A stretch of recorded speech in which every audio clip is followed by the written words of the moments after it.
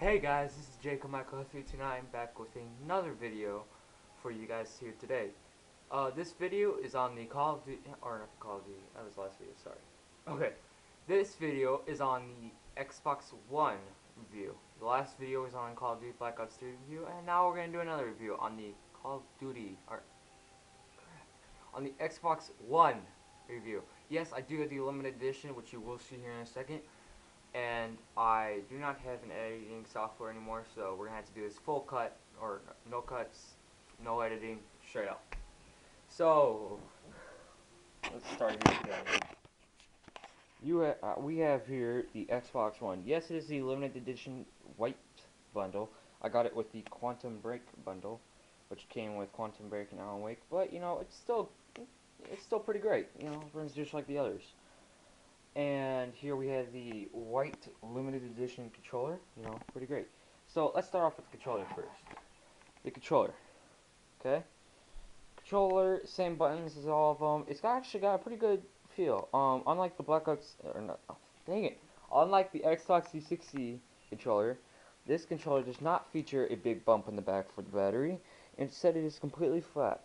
Now, it does take like just maybe 15 minutes to get used to without that bump because then you're not feeling for it or anything, but it's a great controller. The buttons, stun sticks, everything pretty great. You get a pretty good response with them. You get it on everything here, and you get a pretty good response with both thumbsticks, triggers, everything. The D-pad is pretty great. I mean, it works pretty great. You got a great response on it.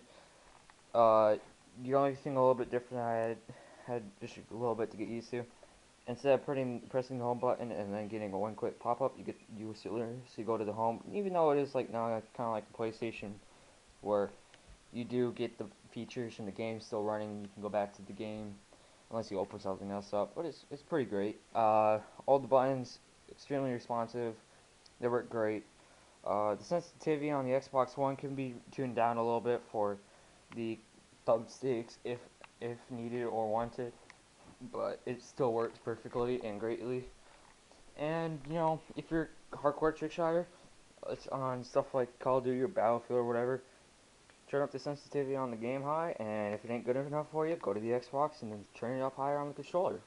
Because now that they add that feature, it adds some greatness. Now onto the console. Console's pretty great. It did take me a little bit to figure out that the sync button was on the side here, and then the eject button was right here. It's pretty great. It makes a pretty cool sound actually when you turn it on. It didn't do that with the Xbox 360, so that's actually pretty cool. It isn't that needed, but you know, pretty cool. The vents are on the top, straight across. It's not a matte finish.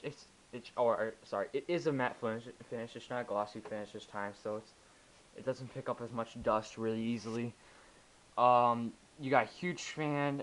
I've never experienced any overheating, even when I played it for 6 hours straight one day. Never experienced any overheating whatsoever. I did occasionally feel a little bit of heat, but that was when I accidentally put something on top of the air vent, of course, which I didn't figure out till a little bit afterwards because I wasn't paying attention because I was having so greatly in my game. But like the vents, they're actually pretty great. I've never experienced any overheating in my as long as I've had it, and well, I haven't had that long, but like my friend's had one for 2 years, and he's never experienced overheating. He plays it like almost 24/7. It's not like the PS4 where you have two small vents on the side, and you get overheating like it's nothing. You could pay, well, my uncle, he used to own, well, he still does. He owns a PS4. It overheats extremely easy for him. Uh, he plays it for 15 minutes and it overheats, and he uses it actually very a lot. He loves playing gaming, just like we all do.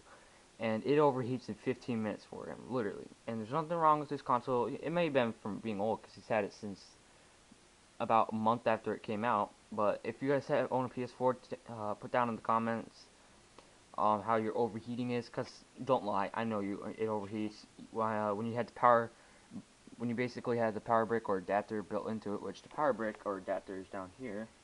I don't know if you guys can see it or not. No, I don't know if you guys can see it. But when that's built into the console, it's gonna run harder and faster. And when you have barely any vents for air, it's gonna overheat actually extremely quickly. So that's gonna be your own troubles. Sorry for that one, guys. I one of the things I kind of have a little problems with is that the fact that there's only one USB port on the side and all the rest are on the back.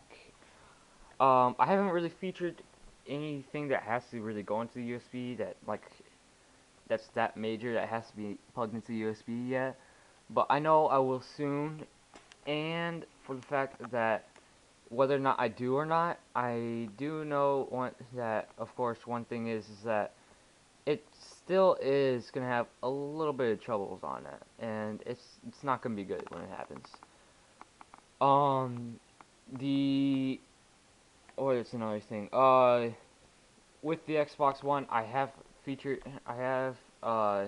experienced occasional like not exactly like crashes, but like problems. But that was actually later on. I figured out that was because of my controller, which I figured out I dropped my controller and that's what happened to my controller. I didn't think it was anything major. I accidentally dropped it. I'll be honest on that one, guys. I'm sorry. I promise I never would, but I didn't promise you guys, but like I promised I would never hurt my controller, and I accidentally dropped it one day.